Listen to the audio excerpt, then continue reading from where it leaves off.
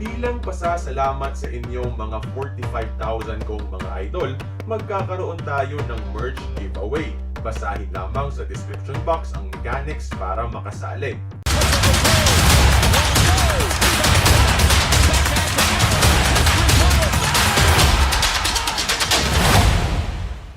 Si Coach Frank Vogel ang isa sa mga sinisisi ng mga fans kung bakit underperforming ang LAKERS ngayon despite the star power sa kanilang roster.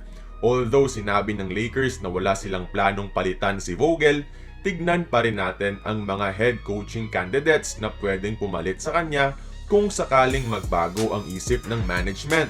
Pero bago natin pag-usapan, palike naman ang ating video bilang suporta. Kamusta mga idol? Anong balita? Kung bago ka pa lang dito, i-click mo na ang subscribe at ang notification bell para maging updated ka sa ating mga uploads. Back in December noong nasa health and safety protocol si Vogel, si Assistant Coach David Fisdale ang naging interim head coach ng team. Pero napakapangit ng record during his time.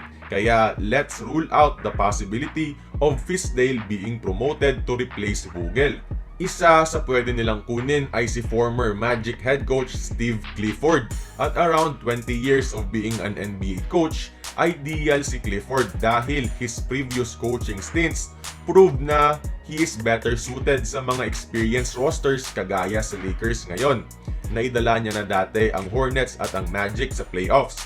Respetado din siya sa liga, which is kailangan para i-handle ang malalaking ego ng Lakers Big 3. Pwede rin si current Warriors assistant coach Kenny Atkinson.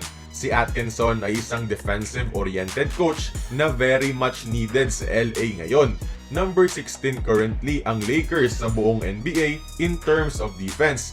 And it's not a very good place to be in, especially for a team that's looking to contend.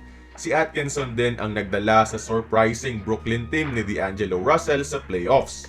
Panghuli, si Philadelphia assistant coach Sam Cassell. He is a player-friendly coach and it's time for him to get a head coaching position after nearly 28 years of NBA experience as a player and coach. Dalawa sila ang pinagpilian ni Ty Lue noon sa head coaching job sa Clippers last year. The last time na former NBA player ang coach ni LBJ mga idol, they went on to 3 straight finals and won a championship.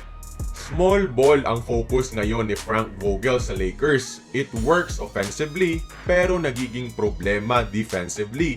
Hindi rin nila kayang pigilan ang mga scoring runs ng mga kalaban lalo na sa second half.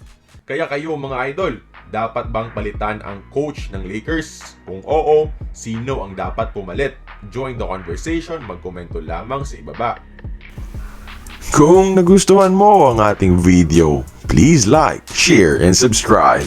I-follow mo na rin ang ating social media platforms for more exclusive sports content.